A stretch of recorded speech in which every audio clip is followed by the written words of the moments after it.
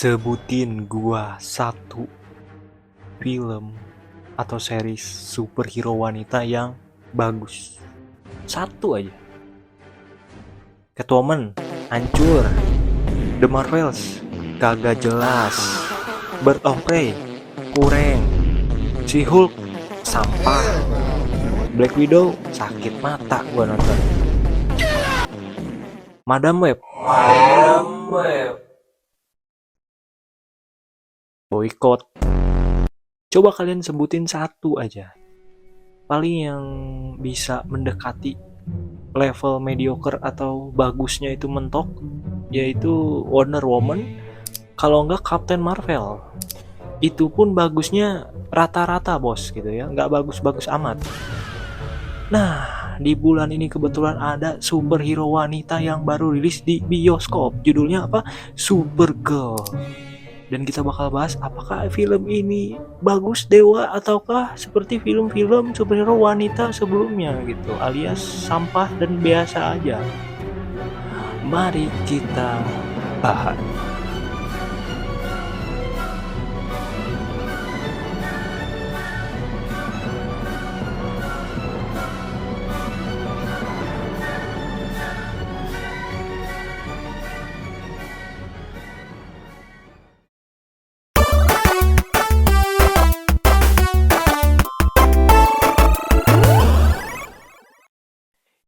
Yo, balik lagi bersama gue di channel Absurdia. Hidup absurd, film absurd, review pun absurd. Jadi pada video kali ini kita bakal review film superhero yang baru rilis berjudul Supergirl. Ya, bagi kalian yang belum tahu Supergirl ini saha ya. Supergirl ini adalah dulurnya Superman ya. Berhubung Superman baru rilis di tahun 2025 kemarin, dan Supergirl ini menjadi film kedua di universe DC terbaru di tangannya James Gunn. Nah, dan kali ini gue bakal bahas apakah Supergirl ini bagus kayak Superman atau malah hancur gitu ya. Tapi sebelum kita bahas, kita kasih tahu dulu ceritanya gitu ya. Supergirl simpelnya mengikuti tentang perjalanan Kara atau Supergirl ya. Di sini dia lagi di luar angkasa bos, lagi santai-santai, dia lagi nyari Guardian of the Galaxy ya di luar angkasa. Tapi di sisi lain ada karakter pendukung namanya bocah kecil ini ya, gue lupa namanya sebenarnya. Kalian lihat aja fotonya nih ya. Bocah kecil ini di film ini diperlihatkan orang tuanya meninggal ya, dibunuh sama villainnya Supergirl yang bernama Krem. Keren banget namanya, Krem ya. Dan di situ si bocah satu kecil ini meminta bantuan kepada orang-orang yang ada di planet di situ. Dan di waktu yang bersamaan Supergirl ini ada di planet tersebut dan mendengar bantuannya si anak kecil ini untuk membalas dendam kepada si Krem karena si Krem ini udah membunuh orang tuanya gitu ya. Simpelnya ceritanya itu tentang revenge-nya si bocah kecil ini yang dibantuin sama Supergirl. Tapi bukan itu doang. Di perjalanan filmnya itu membongkar masa lalu Supergirl gitu. Kenapa dia bisa menjadi Supergirl dan dari mana sebenarnya dia? Kalau kita lihat film yang berjudul Supergirl ini baru diproduksi ke layar lebar cuma 2 kali bos, 2026 sama tahun 1980-an. Tapi yang 80-an itu kualitasnya astagfirullahaladzim ya. Dan yang 2026 ini gue bisa bilang nanti dulu ya.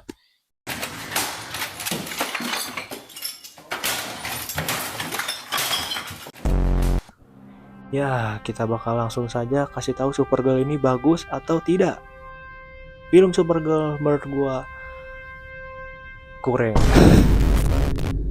Sayang sekali, sangat amat disayangkan, kita sudah lama menunggu film wanita superhero. Kita menganggap bahwa Supergirl ini bakal menjadi film terbaik seperti film Superman tahun lalu, tapi sayangnya film Supergirl ini ada di level kurang ya. Dikarenakan apa gue bakal bahas masalah film-film ini, karena cukup banyak juga yang membuat gue itu mengganggu gitu saat menonton. Wah, ini ternyata filmnya tidak sesuai ekspektasi gue. Jadi kalau kalian berekspektasi seperti film Superman tahun kemarin, buang ekspektasi kalian jauh-jauh, karena ini Supergirl hanya ditampilkan untuk seru-seruan doang. Tapi di sini gue bakal langsung bahas saja masalahnya apa. Nomor satu, masalah Supergirl adalah penulisan. Ini yang sangat menonjol dari filmnya saat gue menonton karena penulisan film Supergirl mau nggak mau ya bos ya. Kelihatan kayak kagak niat gitu ketika gue melihat penulisan dari film ini gitu. Pertama kita diperlihatkan penulisan dari Supergirl-nya bisa dibilang dikategorikan oke. Tapi karakter pendukung si bocah tadi ini penulisannya menurut gue masih sangat jauh tidak bagus gitu ya. Bagaimana dia cara membangun chemistry dengan si Kara atau Supergirl.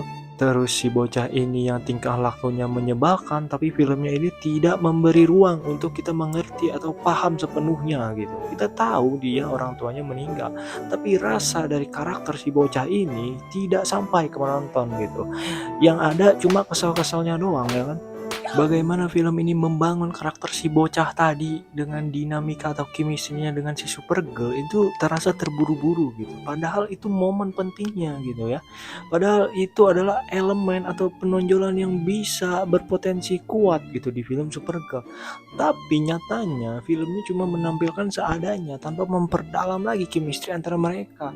Dan perubahan-perubahan karakternya di setiap filmnya itu terlihat kasar gitu, tidak natural, tidak kelihatan semut gitu ya. Jadi bisa dibilang chemistry-nya itu kita paham tapi tidak bisa sampai rasanya ke penonton. Terus selanjutnya ada penulisan villain yang kagak jelas. Villain yang gampang terlupakan bos. Lu nonton Supergirl 10 menit keluar dari bioskop udah lupa ini villainnya ini.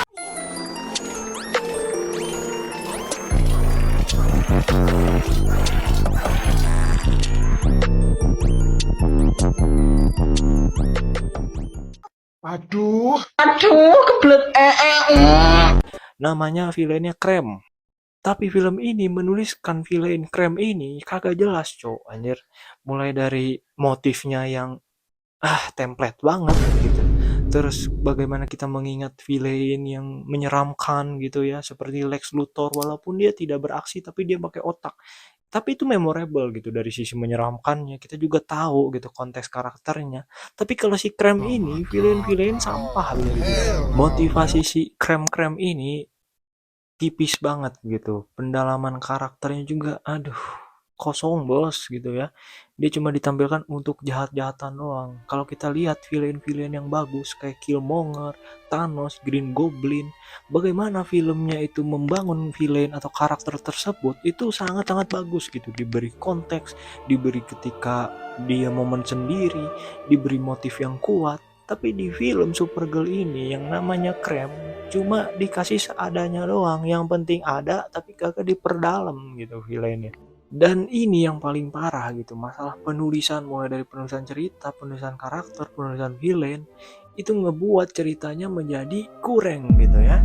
Karena tidak ada yang kuat gitu, tidak ada yang benar-benar aspek menonjol gitu ya. Bos, satu-satunya aspek yang menonjol adalah actingnya si Supergirl atau si Kara. Menurut gue itu satu hal yang menggendong film Supergirl dan membuat filmnya menjadi seru. Sisanya apa bos? Paling karakter Lobo doang ya.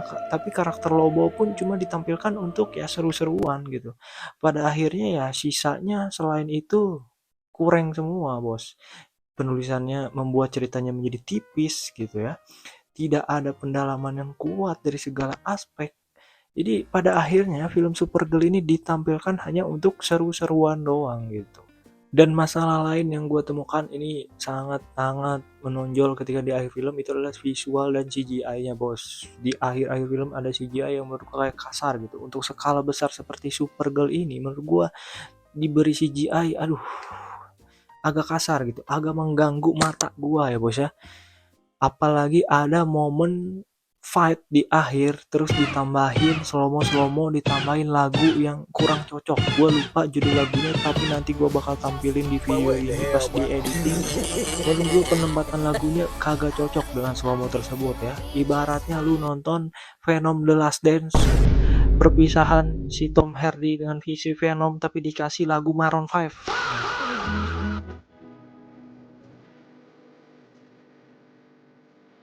I won't forget you, buddy. Tapi semoga DC yang dipegang James Gunn ini bisa menjadi lebih baik ke depannya, berhubung nanti ada Superman 2, semoga secara kualitas bagus ya. Ya, walaupun Supergirl ini nggak buruk-buruk amat gitu, tapi ada di level kurang lah. Kalau bisa gue rating untuk film Supergirl 2026 mungkin gue pasti dinilai 6,5 ya dari 10. Tapi ini masih layak banget ditonton kalau kalian tujuan utamanya adalah seru-seruan, bos. Dan mungkin segitu aja ya review singkat, review absurd, review nggak jelas. Di sini gue cuma pengen ngeluarin unek-unek tanpa memperpanjang lagi video YouTube ini ya. Gue cuma pengen ngebahas masalahnya doang. Dan bagaimana menurut kalian yang udah nonton? Apakah Supergirl kalian suka? Apa Supergirl kalian tidak suka? Kalau jujur gue suka banget. Tapi walaupun gue mengakui kualitasnya jelek kayak toh. Ya singkat saja dari gue, jangan lupa subscribe, like, and comment. Jangan lupa follow gue di Letterboxd, TikTok, dan support gue di Saweria. Gua Absurdia izin pamit, sampai berjumpa di video selanjutnya. Damn.